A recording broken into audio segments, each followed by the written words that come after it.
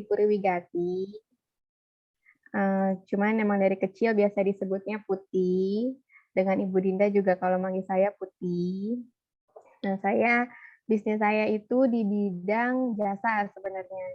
Jadi saya itu membuka bisnis berupa jasa pembuatan sepatu, sepatu wanita atau sepatu pria dan juga anak-anak. Maklun, jadinya istilahnya maklun, ada yang tahu nggak ya maklun? Jadi kalau maklun itu ada brand gitu, misalnya mau bikin merek sendiri, terus nanti produksinya kita yang bantu gitu untuk produknya, seperti itu. Jadi untuk saat ini yang sedang berjalan itu lebih banyak di Maklun. Selain itu juga kita pembuatan jasa untuk aksesoris sepatunya, payet, yang dipayet itu seperti kayak untuk wedding shoes atau untuk hiasan-hiasan aksesoris sepatu dengan payet handmade. Dan juga ada bisnis retailnya juga. Jadi selain untuk jasa, kalau jasa Maklun itu kan kita B2B ya, jadi ke business owner juga gitu. Kalau untuk retail kita langsung ke end user. Jadi ada brand sendiri juga yang saat ini sedang kita garap dikembangkan. Nah, jadi itu mungkin ya ada tiga macam itu service bisnis yang sedang kita jalani. Oke, Mbak Putih, itu saya sudah berikan akses untuk share screen. Barangkali ada yang mau ditampilkan foto-foto produknya atau memang sudah ada Itu yang saya tuh share? sebenarnya gak biasa ya ngisi kelas kayak gini karena bukan pengajar, bukan tenaga pengajar, dan jarang gitu untuk berada di depan teman-teman mahasiswa seperti ini. Justru sebenarnya suami saya yang pengajar itu, jadi salah kayaknya nih Ibu Dinda nih. Nanti ada sesinya, Bu, tenang.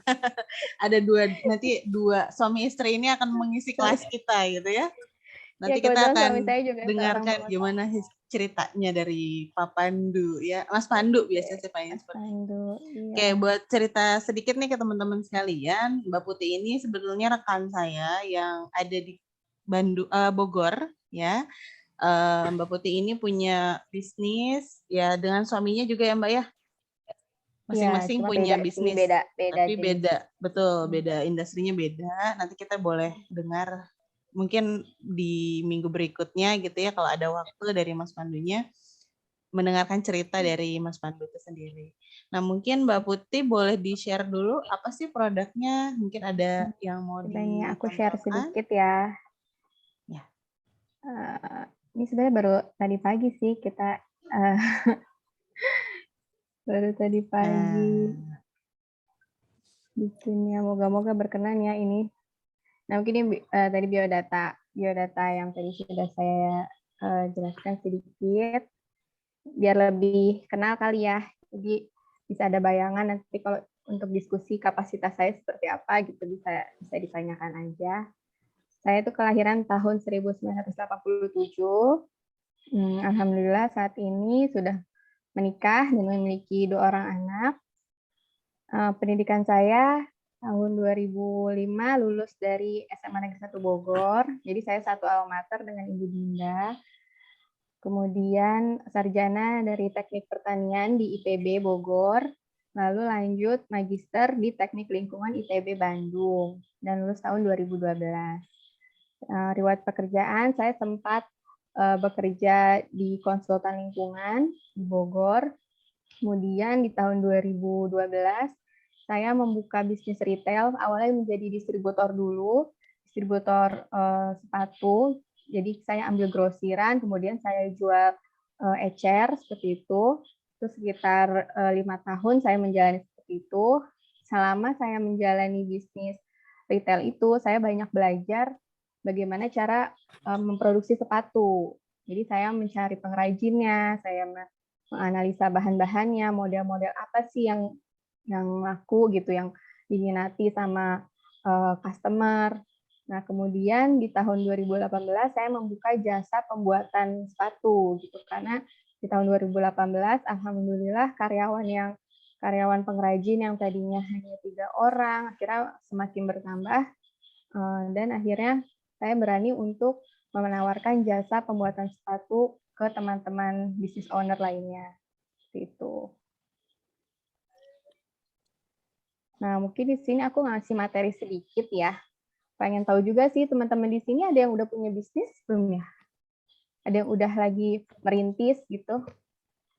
Ada yang Mungkin bisa merintis di sini? Rata-rata karyawan ya di sini ya, rata teman-teman karyawan ya. sekalian ya. Mungkin nanti setelahnya kumpulin dulu Oh, gitu. modal gitu kan. Nah, nanti setelah ini bangun bisnis sendiri gitu ya. Arif tuh kelihatannya pengen banget jadi pengusaha tuh, Arif ya.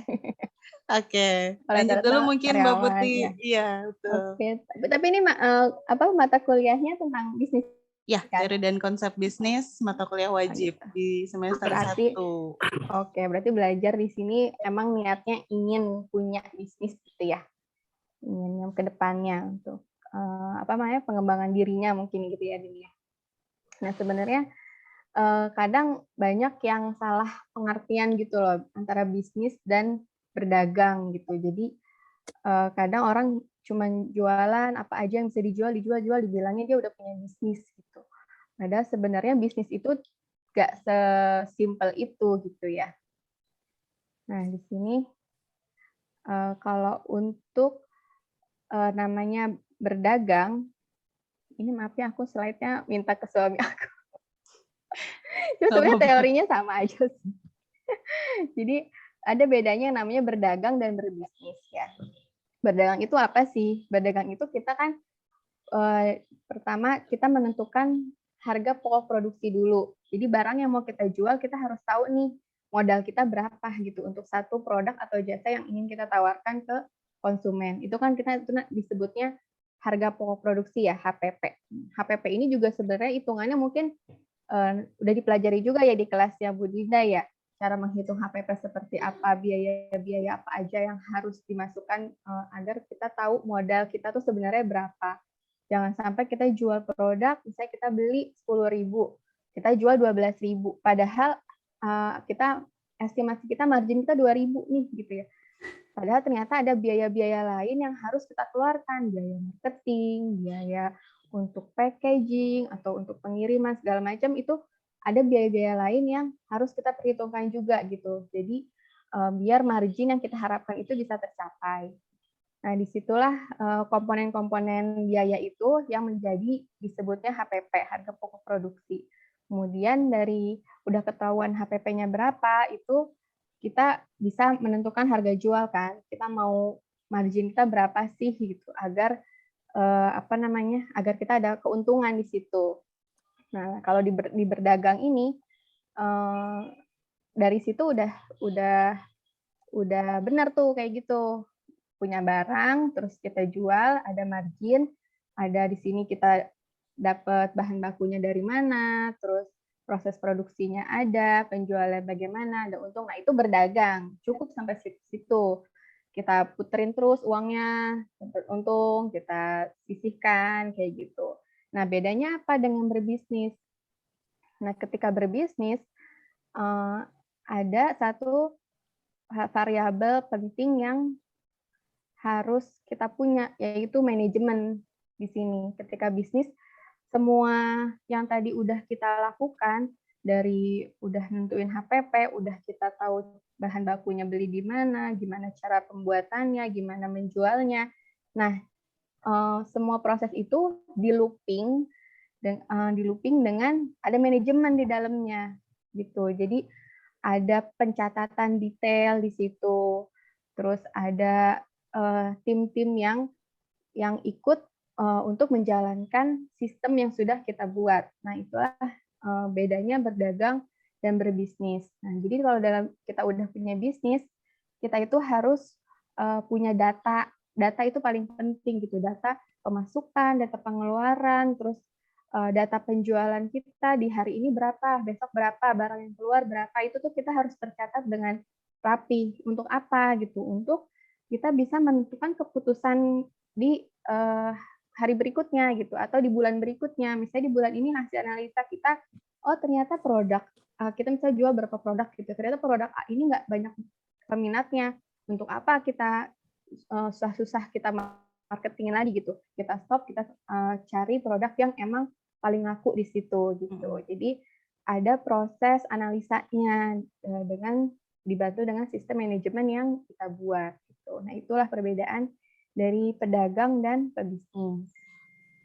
Nah, kemudian banyak orang yang gampang gitu ya memulai usaha gitu. Semua orang bisa. Kalau dari sekarang kalian sebagai karyawan juga sebenarnya bisa memulai usaha. Misalnya mulai dari jadi reseller atau yang tanpa modal ya, jadi reseller, terus atau ya jualan ke namanya teman-teman karyawan lainnya yang di kantor itu juga bisa kita mulai dengan seperti itu gitu ya. Tapi kan nggak banyak orang yang dapat mempertahankan usaha yang sudah dimulai ya. Dan sedikit yang bisa membuatnya berkembang. Gitu. Nah, inilah tantangan-tantangan kalau misalnya emang kita mau memiliki sebuah usaha seperti itu. Atau di sini ada yang mau sharing dulu gak sih? Kira-kira udah kepikiran belum mau kalau mau usaha tuh kira-kira apa sih gitu? Ada yang mau di-share gak? Ada yang udah kepikiran belum? Nanti mau berusaha di bidang apa gitu ya Bu ya? Seperti Oke, itu. coba kita tanya Ada Anggun satu. dulu. Kalau dari Anggun gimana Anggun? Coba Mbak Anggun. Kepikiran gak Pengen Anggun? sih Bu nyobain kayak jadi direct importer gitu. Cuman kan sekarang kayaknya lagi ramenya tuh buat ngemajuin UMKM ya.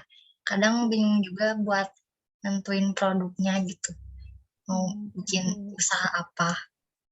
Bingung Kalau menentukan sekarang produk kerjanya awal ya. perusahaannya bidang apa Mbak Anggun? Di kecamatan, Di apa? di kecamatan Bu. Oh, di kecamatan. Oke. Ada lagi yang lain mungkin bisa di-sharing biar Teh aku Indira. kebayang nih maksudnya bahasanya biar cocok. Oke, kalau Teh Indira gimana Teh? Ada rencana membuka bisnis apa? Atau sedang nih jangan-jangan ya? Sakte. Kalau pinginnya ya kayak bisnis online gitu Bu, soalnya kalau online mah lebih universal ini. Seperti kayak Teteh tadi gitu, kayak reseller kayak gitu sih. Kalau sekarang kerjanya di mana Mbak Indira? Di di harness. Harness itu Pembuatan harness. Pembuatan apa? Harness. Seperti apa ya itu ya? Itu produknya apa Teh? Produk yang dijualnya apa? Harness itu kabel, tapi kabelnya tuh diperuntukkan buat mesin-mesin besar kayak beko atau yang kayak gitu. Ya, sebenarnya kalau misalnya menurut saya ya, ketika teman-teman di sini menjadi karyawan, sebenarnya teman-teman udah masuk ke dalam manajemen sebuah bisnis ya. Di situ teman-teman bisa banyak sekali belajar dari bisnis yang sudah berjalan. Di situ bisa diadaptasi tuh sistemnya. Misalnya nanti saya ketahuan nih, oh bos saya orangnya kayak gini-gini. Oh berarti nanti saya kalau jadi bos saya harus seperti ini nih gitu. Jadi ada ada nilai-nilai yang bisa diambil ketika teman-teman di sini masih menjadi karyawan gitu. Jadi kalau saya kan dari awal memang tidak pernah ya terjun ke dalam sebuah bisnis perusahaan yang benar-benar yang menyediakan produk gitu. Dulu juga saya sebagai karyawan masih sebagai konsultan kan ya. Tapi di situ saya juga belajar bagaimana sih cara menjalankan sebuah konsultan gitu. Jadi mereka kan juga perlu biaya, perlu dana. Nah, bagaimana cara mereka menyerap dananya, bagaimana cara mengelolanya, mencari tenaga-tenaga ahlinya seperti itu. Jadi banyak hal yang bisa dipelajari ketika kita menjadi salah satu bagian dari manajemen bisnis perusahaan teman-teman yang sekarang sedang jalani gitu ya. Nah, dari situ mungkin ini itu sedikit materi ya yang mungkin bisa aku sampaikan. Nanti kalau misalnya ada ingin ditanya silahkan. Nah, kalau bisnis saya sendiri dinamakan produsen sepatu online. Nah, dari awal bisnis saya itu full online gitu. Nggak yang jualan door to door atau jualan dengan katalog fisik kayak gitu enggak, karena saya merasa dari awal saya menjalankan bisnis sepatu ini saya melihat potensi awalnya. Saya lihat itu potensi permintaan market yang bisa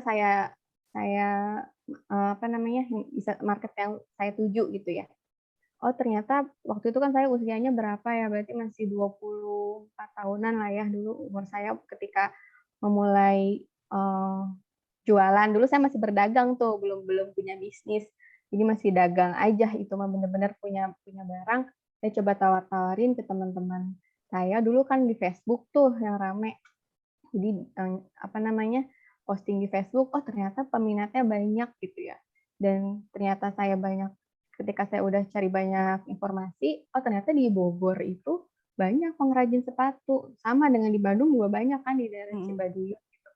Jadi intinya, eee sumber dayanya itu besar gitu di Bogor ketika saya memutuskan ingin menjadi, apa namanya, wirausaha di bidang sepatu ini gitu. Toko bahan banyak, pengrajinnya banyak, dan untuk marketing ketika saya hanya fokus di Bogor, itu terlalu sempit kalau bagi saya gitu ya. Jadi makanya saya menjualnya online, saya jual di luar Bogor justru, bahkan di luar Jawa lebih lebih banyak ininya peminatnya gitu. Dengan, sistem pemasaran secara online, full online. Nah, ini seperti yang saya sudah jelaskan tadi, produsen sepatu online ini, eee, sebenarnya jasa ya, jasa. 50%-nya itu adalah maklun sepatu. Jadi kita memproduksi sepatu atau sendal sesuai, request dari klien. Jadi kalau ini bisnisnya, B2B, business to business. Kemudian kita 30%-nya itu merupakan jasa payet, seperti di gambar ini nih, jasa payet untuk, apa namanya, sepatu wedding atau sepatu aksesoris-aksesoris sepatunya dengan payet 3D. Mungkin ada yang pernah lihat ya di Instagram gitu yang jualan sepatu ada payet-payet bunga-bunga cantik tuh, itu kita kita juga, apa namanya, menawarkan jasa pembuatan payetnya. Nah, kalau ini target market saya itu, B2B tapi sesama pengrajin gitu. Jadi selain selain business owner, saya juga di sini menyasar sesama pengrajin gitu. Jadi sekarang tuh udah nggak lagi mikir, "Oh kalau dia pengrajin juga dia nih kompetitor saya nih." Saya enggak, Mmm. kalau saya ngelihatnya, "Ini market saya juga nih," gitu ya. Jadi dia bisa bikin sepatu tapi belum tentu dia bisa bikin aksesorisnya gitu. Mmm. Jadi dari situ tuh saya mulai banyak terbuka ketika sudah 5 tahun, 6 tahun berjalan gitu ya menjalankan bisnis, jadi mulai terbuka gitu peluang-peluang, oh ternyata kita tuh nggak apa namanya, istilahnya kalau ada kompetitor kan kadang kita suka merasa tersaingi ya. Kalau di sini saya merubah mindset gitu ketika melihat sesama pengrajin juga, saya lihat ini market saya juga nih gitu. Dari situ jadi saya malah malah jadi banyak berteman dengan sesama pengrajin lainnya dan ternyata bisa saling terbuka juga, tapi nggak yang sampai ngasih data kita segala macam ya.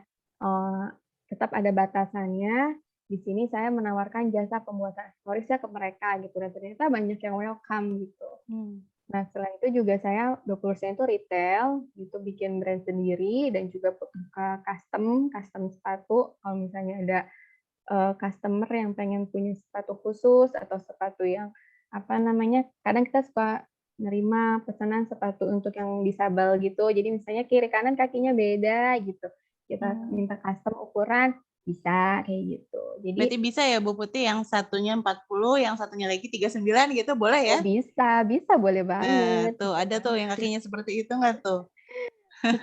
Nah, jadi ketika Oke. saya udah menemukan, target market-nya ini, saya Mhm. bikin tim-timnya juga diproduksi berbeda-beda gitu. Jadi dari sini saya tuh kita kita tuh produsen sepatu online tuh sebagai penengah sebenarnya. Mmm. Karena di Bogor itu kan pengrajin itu banyak banget ya, dan kalau misalnya semua dikerjakan di workshop aku semua itu, apa namanya, 3 macam itu nggak akan bisa berjalan dengan baik gitu. Jadi kalau saya, apa namanya, solusinya itu, ya saya jadi bekerja sama juga dengan pengrajin-pengrajin lain yang ada di Bogor gitu. Jadi ketika misalnya ada tempat produksi yang, oh dia jago bikin sepatu anak nih gitu, sedangkan di tempat produksi saya lagi full gitu kapasitasnya.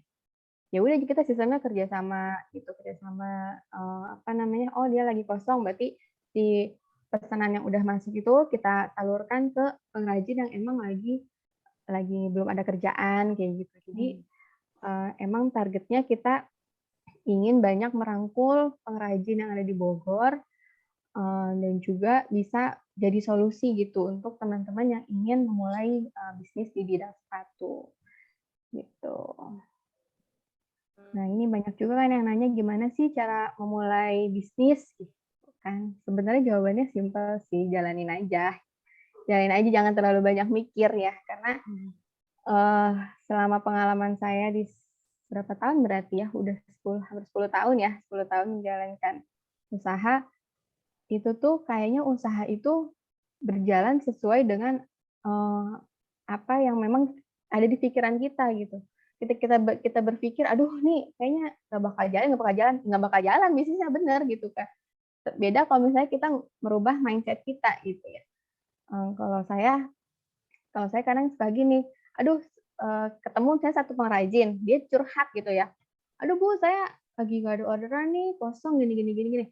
Curhat, terus dalam hati tuh saya cuma minta gini ke Allah, iya Allah aku pengen deh bantu dia gitu ya. Cuman gitu aja, minggu depannya alhamdulillah turun PO yang emang diperuntukkan untuk orang itu gitu. Jadi apa namanya, terkadang suka mikir kayaknya emang manusia tuh nggak ngapa-ngapain ya, semua itu emang gimana jalannya Allah aja gitu. Kita kan cuma menjalankan peran aja ya.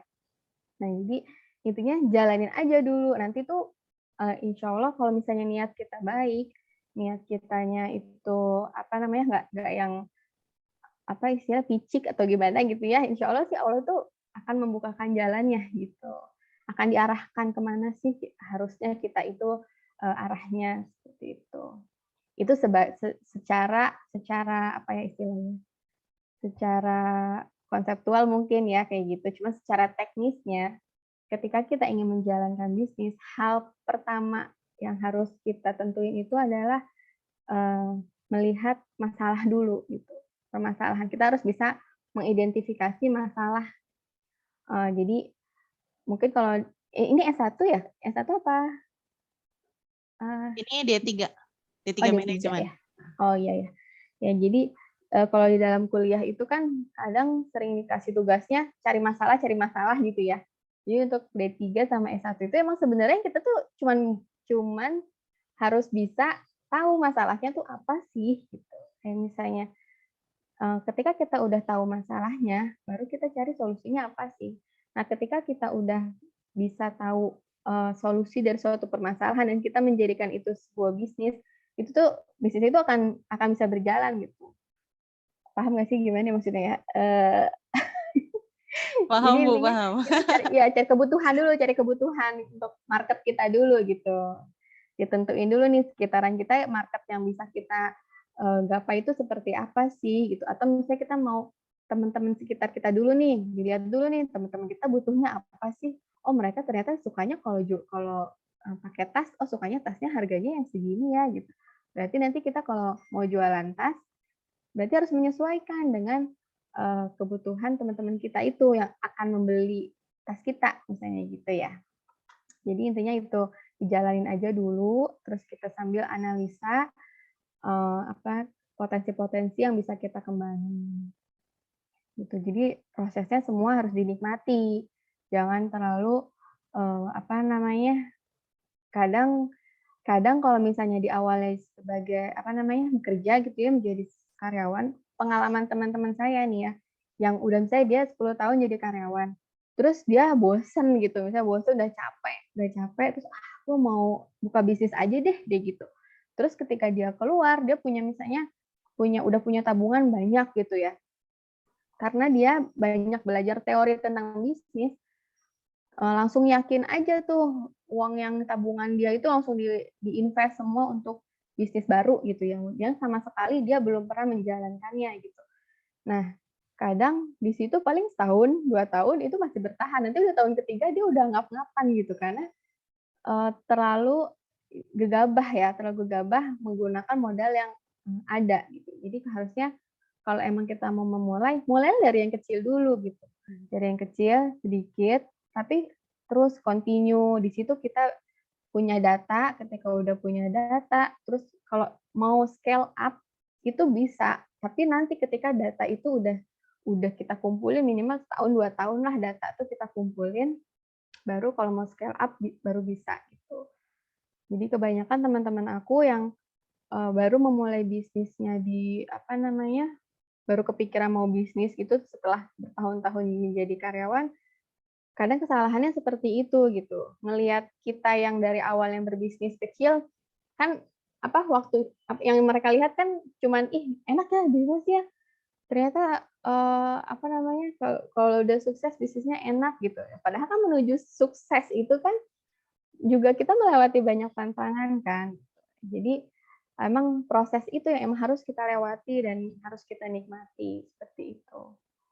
Dan bisnis yang benar itu jangan sampai rugi gitu. Kadang ada yang teori bisnis yang menghalalkan rugi gitu. Padahal mah jangan, ngapain bisnis capek-capek terus rugi gitu kan. Jadi mendingan kita ambil yang resikonya minim dulu, baru nanti apalagi kayak teman-teman nih masih kalau karyawan kan enak ya setiap bulan pasti dapat pemasukan gitu kan, udah jelas gitu ada gaji gitu di awal bulan ada gaji. Nah, jangan harap ketika kalian nanti mulai bisnis kalian akan merasakan itu gitu. Kadang 3 bulan, 4 bulan kita nggak bisa membayar diri kita sendiri gitu. Itu di awal-awal pasti ada kayak gitu. Jadi kita harus bisa menentukan angka dulu nih, angka kebutuhan diri kita sendiri berapa sih? Nah, dari angka itu baru kita bisa dapetin target penjualan yang ingin kita keuntungan yang bisa kita dapat untuk memenuhi diri sendiri dulu gitu. Jangan berpikir ngegedein bisnisnya dulu, tapi ternyata dapurnya di rumah kita nggak bisa kita penuhi kayak gitu. Nah, ini nih inget dapur itu harus ngebul gitu. Jadi intinya kebutuhan diri kita sendiri dulu harus terpenuhi gitu. Nah, di sini mungkin ada yang udah berumah tangga belum ya? Atau masih Ayo ada ngaku. ini? Ada. Nah, Oke. apalagi kalau udah berumah tangga kan kebutuhannya nggak cuma buat kita aja ya, tapi kan buat anak-anak juga, buat suami, buat kalau sebagai kepala rumah tangga ya, buat istrinya juga kan harus dipenuhi nafkahnya gitu. Jadi jangan serta-merta ketika capek menjadi karyawan terus kepikiran mau bisnis langsung ditinggalin gitu aja gitu. Jangan, mendingan tetap bekerja aja dulu nggak apa-apa, bekerja tetap, tapi bisnis itu dijalankan di waktu-waktu luangnya gitu. Ada intinya tetap ada cadangan pemasukan untuk kehidupan kita sehari-hari gitu. Nah, paling penting itu ini perencanaan keuangannya ini. Jadi kita harus menentukan angka kecukupan kita itu berapa sih tiap bulan. Nah, ketika udah bisa terpenuhi, baru tuh boleh keluarin modal. Terus kita bisa punya ada uang lebih ya, keluarin itu untuk modal usaha itu boleh. Gitu. Tapi jangan sampai kita maksa sampai harus ngutang-ngutang buat jadi modal usaha. Itu kalau dari awal aja udah ngutang, itu udah akan bukan jadi nikmat malah jadi pusing nanti itu pasti gitu. Jadi dari 3 bisnis sukses itu akan menjadi sukses ketika sudah menulis rencana dan target usahanya.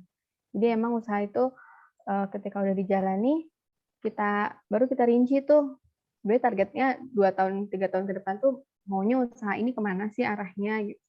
Targetnya itu mau omsetnya mau berapa sih di tahun depan kayak gitu, itu udah harus kita harus kita tentuin target usaha itu apa, target usaha yang mau kita jalani itu apa. Jadi yang namanya target usaha itu yang pertama harus spesifik ya, harus detail, kemudian terukur dan juga ada terikat waktu.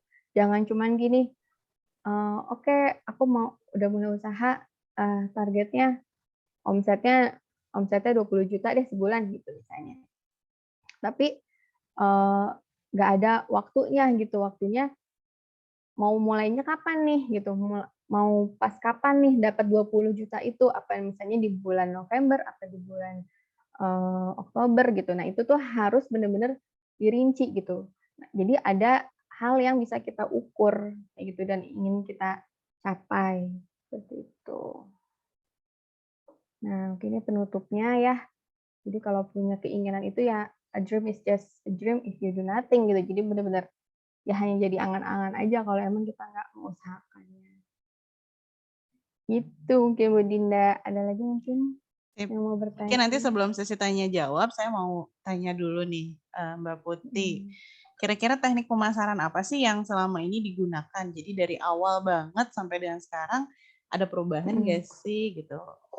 Iya, kalau untuk pemasaran seperti yang tadi udah dijelasin ya, kalau di saya itu full online untuk medianya, media online. Jadi banyak optimasinya itu di website sama di sosial media. Sosial medianya yang dipakai itu saat ini masih Instagram. Kalau dulu banyaknya Facebook kan, Facebook, Twitter gitu. Jadi lihat aja sih sekarang lagi ramainya pakai apa sosial media ya. Kalau sekarang kan ada TikTok juga lagi rame ya, TikTok, Instagram. Cuman emang kalau TikTok saya ngerasa marketnya belum ke situ gitu. Jadi masih belum merasa cocok gitu untuk market yang di TikTok. Jadi sekarang masih sosial medianya di Instagram sama optimasi website SEO gitu. Oke. Jadi Kalau kalau orang untuk search di Google langsung ketemu gitu. Coba ya kita Search ya. produsen sepatu gitu misalnya. Produsen sepatu, masuknya di page berapa? Langsung ketiknya apa? Produsen sepatu gitu ya? Misalnya produsen sepatu. Nanti itu kan Oke. banyak juga kan web lain yang menawarkan kan. Cuman kalau kita sih udah di SEO-in ya. Oke. Wah, iya Ada betul nggak tuh. di Ada page paling one kan? atas. Jadi Ada paling trafficnya tinggi atas. nih ya kalau sudah SEO-nya dikembangkan ya. Wah, Iya, mantap jadi ketika ini. orang kepikiran, aduh aku perlu produsen nih gitu, yang bisa bikin sepatu, misalnya saya pengrajin sepatu, kita udah di page one gitu. Produsen sepatu kita udah langsung muncul gitu. Jadi orang Coba saya share screen sedikit ya. Oh, nggak bisa ternyata. Kenapa nih? Mungkin yang lain teman-teman bisa nyoba juga. Tadi bisa. Nah, loading. Oke, nanti dicek ya teman-teman sekalian ya. Oke. Misalnya website-nya juga kita makanya pakai nama produsen sepatu online itu biar gampang dicari dibanding kalau misalnya kita bikin nama PT apa gitu ya. Iya, betul. Lebih susah kan. Jadi kita emang dari penamaan aja udah kita atur gimana biar pas orang butuh produsen kita itu muncul gitu di Google.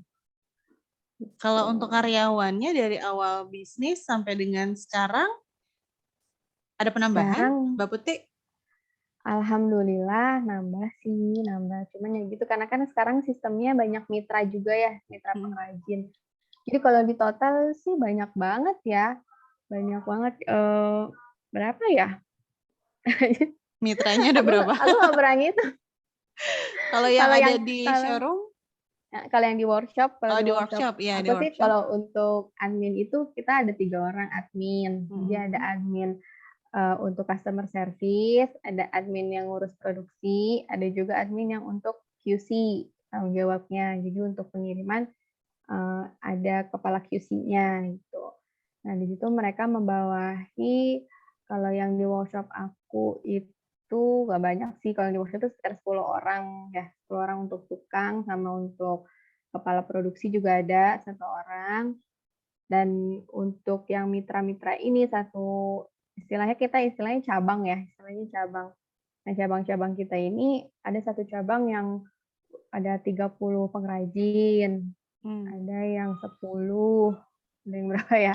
Kadang suka ini sih, karena kalau di Bogor itu kan sistem pengrajinnya itu akan menyesuaikan PO aja gitu. Misalnya PO-nya turun 3.000 pasang nih. Oh berarti untuk mengejar 3.000 pasang ya kita cari tukangnya ya udah berapa banyak yang dibutuhin gitu. Karena sistem ke pengrajin juga kan kita sistem borongan ya. Sistem borongan. Jadi ya udah sesuai dengan yang mereka kerjain baru kita bayar kayak gitu. Oke. Lalu untuk menjaga kualitas tuh gimana Mbak Putih? Kan pasti dong harus nomor 1 ya. Iya, betul. Gimana tuh? Karena kan itu setiap emang sepatu itu tantangannya. punya karakter juga ya. Jadi setiap produsen itu, oh kalau sepatunya seperti ini pasti dari produsen A kayak gitu ya. Nah itu gimana tuh untuk menjaga kualitas itu? Nah ya itu emang tantangan terbesar itu di tim kita sendiri kalau sekarang nih ya. Jadi untuk menjaga kualitas biasanya kita itu walaupun kerjaan itu kita dikerjakan dengan subkon ya, istilahnya subkon kita, untuk bahan segala macam kita yang beliin gitu, kita belanjain bahannya. Jadi dari bahan baku itu udah sesuai dengan standar kita. Nah, ketika udah gitu kan dikerjain tuh sama mereka. Nah, setelah kerjain, ketika mau di store tuh di store kita itu kita QC dulu. Kalau misalnya ada yang nggak sesuai dengan standar QC kita, ya itu berarti nggak lolos gitu, harus dibikin ulang. Kalau kita kayak gitu sih. Jadi memastikan yang sampai ke klien kita itu udah yang lolos QC kita. Oke. Balik lagi nih ke terkait pemasaran. Gimana sih menentukan budget untuk pemasaran itu harus berapa persen ya dari total pengeluaran atau gimana? Kalau dari Mbak Putih sendiri. Biasanya kalau pemasaran, aku lihat kebutuhan ininya dulu, targetnya dulu nih. Target kita mau closing-annya itu mau berapa gitu, omset kita mau berapa gitu ya. Untuk mau tahu misalnya udah nentuin nih omset mau bulan ini mau 100 juta nih, 100 juta berarti kita harus dapat klien sekian banyak gitu ya. Nah, dari situ berarti baru kita biasanya aku nggak banyak sih marketing karena kalau di website itu aku cuman di awal aja untuk SEO itu. Jadi emang minim untuk budget marketingnya. Kecuali beda lagi nanti untuk kan ini udah rencana mau nge-retail ya, mau retail branding. Nah, di branding ini rencana aku sih nggak lebih dari 20% modal yang kita punya, itu 20% aku alokasiin emang buat marketing nanti itu. Gitu. Jadi sambil terus dianalisa kan marketingnya itu kalau misalnya pakai iklan, pakai ads itu udah pemasukannya sesuai nggak kayak gitu. Kalau misalnya enggak, nanti untuk iklan itu emang harus dinamis banget kan, tiap hari itu emang harus kita cek terus kan, nguntungin apa enggaknya gitu. Nah, itu sih kalau aku ngalokasinya 20% dari modal. Gitu. 20% dari modal cukup ya, jangan lebih dari itu ya. Iya, Nanti over budgeting ya. Gitu, teman-teman tolong diingat ya.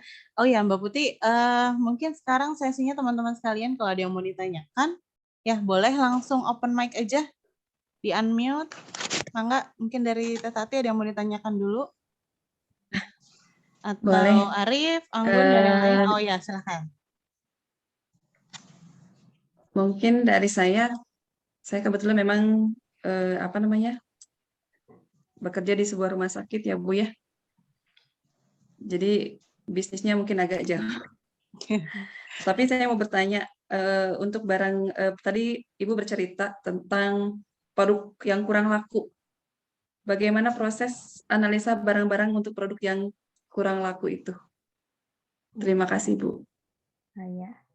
Ya, nanti kalau misalnya bisnis itu udah berjalan, itu akan kelihatan sih Bu, mana misalnya kalau di sepatu ya ada waktu expired-nya. Jadi kalau misalnya 3 bulan dia diem di gudang, itu udah kita anggap ini barang dead stock istilahnya. Itu biasanya untuk yang nggak laku kita sell, kita didiskon kayak gitu, didiskonin karena ada umurnya kan, setiap produk itu ada umurnya ya. Kalau di sepatu itu aku maksimalin itu di 6 bulan, nggak lebih dari 6 bulan. Karena sepatu itu kan lemnya juga kalau terlalu lama disimpan jadi kurang bagus. Gitu. Jadi ketika 3 bulan dia ada di gudang itu harus kita sell seperti itu. Itu teknik ketika misalnya kita punya produk yang kurang berjalan gitu ya, kurang minatnya kurang. Seperti itu. Nanti ketika udah gitu berarti kita jangan bikin kayak gitu lagi gitu. Kita harus bikin model-model lain yang emang peminatnya banyak. Gitu. Oke. Terima kasih Mbak Putih. Gitu ya Tati ya. Kalau obat berapa lama Tati? Mungkin satu lagi. Kalau di rumah sakit seperti kalau apa? Obat, kalau rumah sakit itu kan untuk expired date itu kita punya waktu 6 bulan sebelum expired harus dikembalikan ke distributor. begitu. Oke. Jadi dari 6 bulan itu 6 makanya bulan. di kita tidak ada yang namanya diskon obat itu nggak ada. Jadi Iya, kami iya Iya ya. membayar Saya juga bahaya nggak itu pernah kalau nggak ada dapet tuh diskon ya obat, diskon obat gitu ya, tidak benar-benar. ada. emang harus dihancurin Iya, kalau nggak laku ya. Iya, iya betul betul. betul. Heeh, Mangga, ada Sebenarnya lagi sama yang mau aja. ditanyakan? Mungkin satu lagi, pernah nggak sih terjadi kalau konsumen itu mengembalikan kembali barang yang sudah dibeli, misalkan yang tidak cocok atau yang tidak sesuai, gitu. Oh iya, sering Dan banget. eh, mm, dan Iya. satu lagi mungkin bagaimana meyakinkan konsumen bahwa emang barang yang kita beli teh akan sesuai dengan keinginan kita, gitu. Kan Apalagi kadang konsumen online gitu tiba-tiba, ya. oh iya, Iya, kalau benar-benar. udah beli itu kan biasanya, loh kok datanya kayak gini, padahal pikiran kita udah ngawang-ngawang bagus gitu, dengan Iya. harga yang murah itu bagus gitu. Terima kasih. Jadi Iya, realita iya. dengan ekspektasi itu beda gitu takutnya ya kalau yang online ya. Gimana tuh Mbak Putih? Iya, emang kalau saya dari awal jualan, ketika misalnya ngejual produk, kita tuh selalu foto pakai produk yang emang kita jual gitu. Itu pertama, itu paling penting ya. Jangan nyomot foto orang terus kita pasang, terus tapi nanti kita bikin dimirip-miripin gitu. Kadang emang jadinya berbeda gitu kan, pasti ada bedanya gitu. Jadi emang selalu untuk produk yang kita jual selalu kita foto ya udah sesuai dengan barangnya gitu, barang aslinya yang emang kita bikin gitu. Itu pertama paling penting kayak gitu kalau untuk jualan online. Kan niatnya juga kita harus bener kan, niatnya kita kan bukan mau nipu kan, kita mau menawarkan produk nih bagus loh, produk kita gitu ya, dengan harga yang sesuai gitu. Kalau untuk di retail emang kita juga nggak jualan yang harganya tuh yang sampai, makanya harus hati-hati ya teman-teman di sini yang suka belanja di Shopee, belanja di marketplace. Kalau ngelihat fotonya foto-foto Korea gitu, harganya cuma 20.000, 10.000, itu ya jangan berharap barangnya kayak masih orang Korea itu make gitu. Itu bikinannya paling bikinan Bogor juga. Jadi harus hati-hati gitu. Jadi harus yang dilihat harus memastikan oh ini foto emang asli dari brandnya dia gitu kan. Nah, itu pertama. Kemudian kalau misalnya di sepatu, emang sepatu itu tricky banget sebenarnya. Size-nya itu kan banyak ya. Kaki orang kan size-nya beda-beda ya. Ada yang dia size-nya 40 tapi gemuk. Ada yang gepeng gitu kakinya. Nah, itu akan beda pas dipakai. Nah, biasanya kalau kita emang ada garansinya sih, Mbak. Jadi kalau ternyata pasti sampai di sana terus nggak cocok, itu nggak cukup, mesti bisa ditukar selama persediaannya masih ada.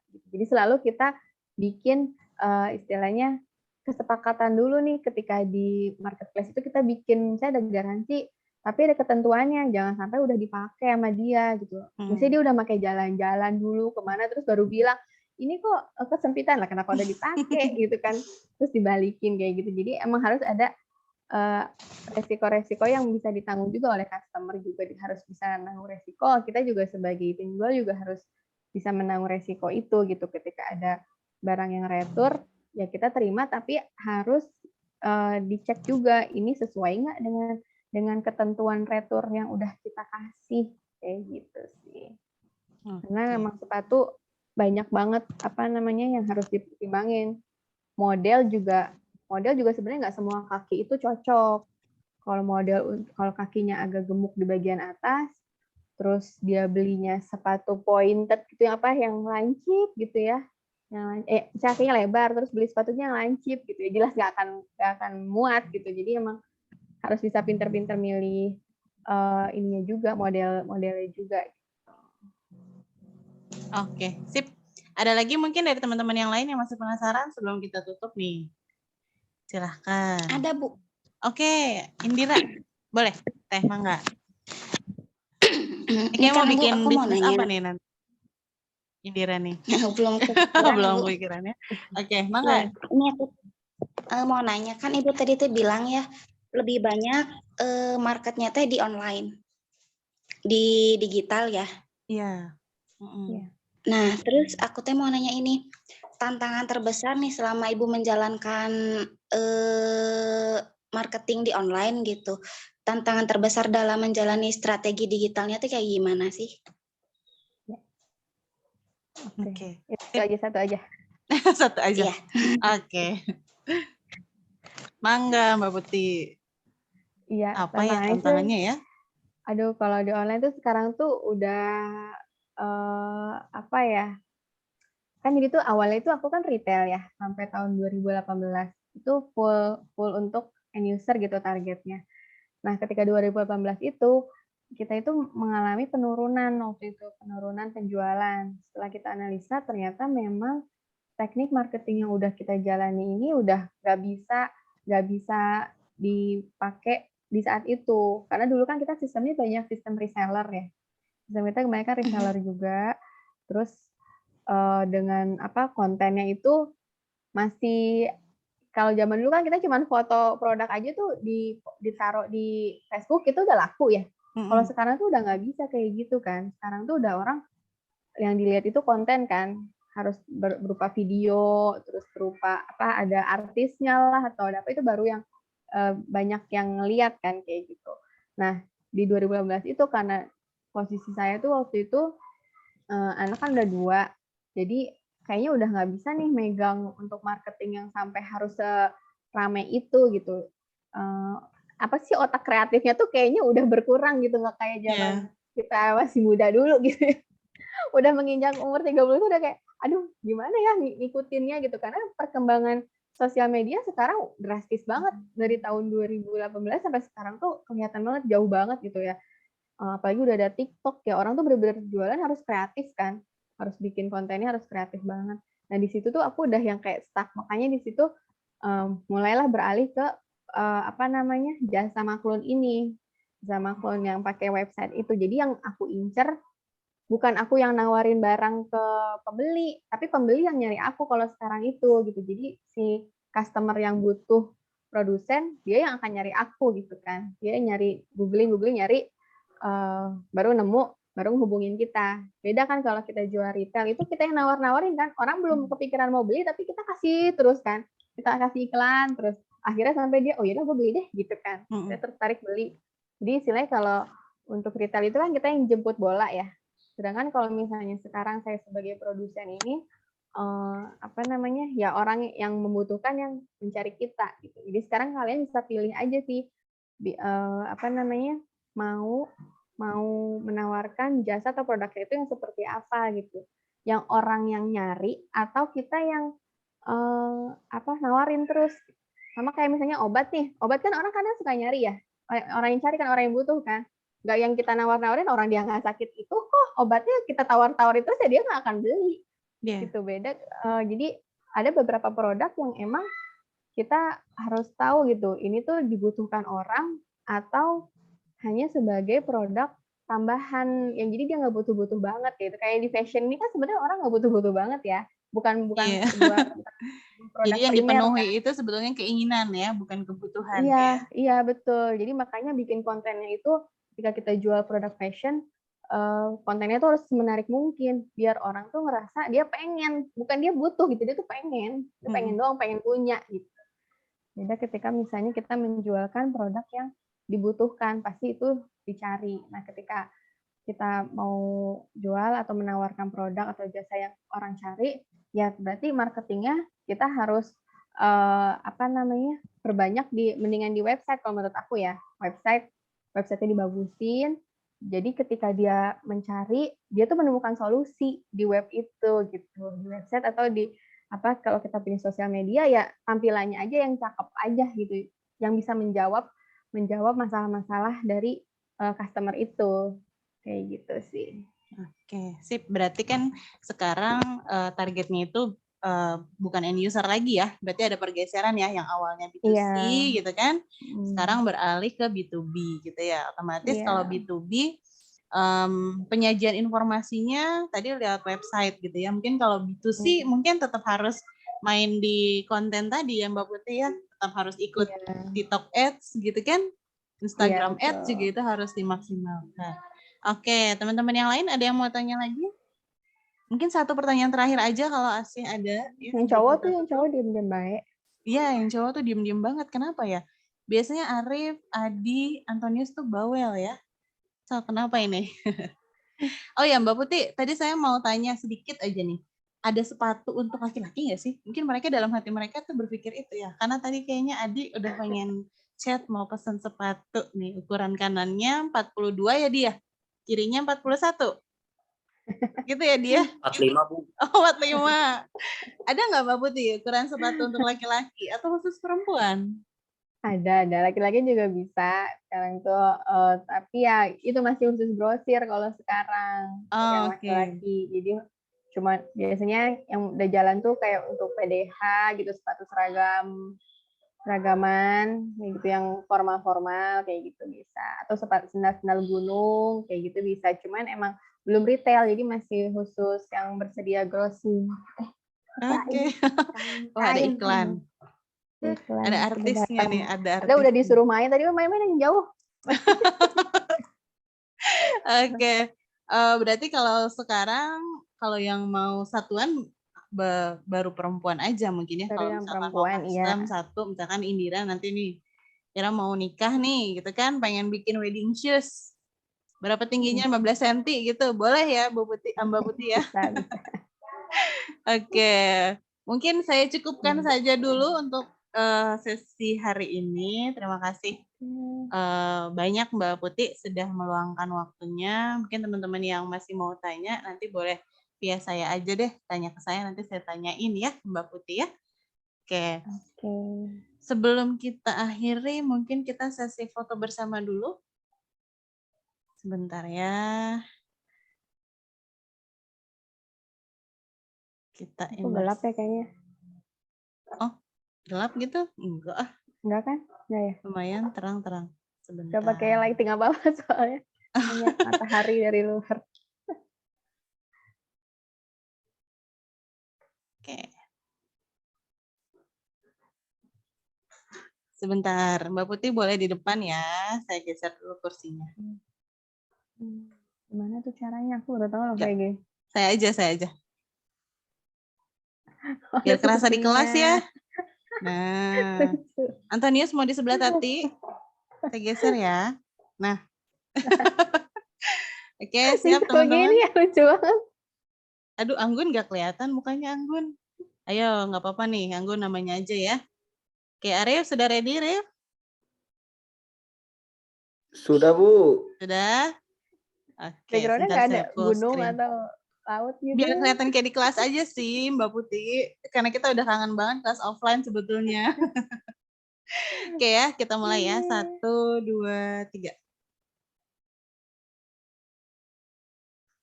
Oke, dah. Silakan yang mau perbanyak sendiri aja ya. Oke, terima kasih. Makasih banyak Mbak Putih sharing session-nya. Mudah-mudahan informasi yang tadi disampaikan Mbak Putih bermanfaat untuk kita semua ya. Terlebih teman-teman yang mau memulai bisnis tadi udah jalanin aja, jangan terlalu banyak pertimbangan awal gitu ya. Jadi harus teguhkan pendirianmu ya. Oke, Adi. Sip, baik itu saja teman-teman sekalian. Terima kasih Mbak Putih. Akhir kata saya tutup kelasnya. Kita ketemu lagi di sesi berikutnya. Mudah-mudahan masih ada kesempatan untuk ketemu lagi dengan Mbak Putih atau dengan Mas Pandunya gitu ya. Oke, terima kasih. Wassalamualaikum warahmatullahi wabarakatuh. Waalaikumsalam warahmatullahi wabarakatuh. Makasih banyak. Sama-sama. Terima kasih. Saya tutup kelasnya ya. Selamat pagi semuanya ya. Ya, Bu. Dah. Selamat pagi. Terima kasih. Makasih, Bu. Dadah.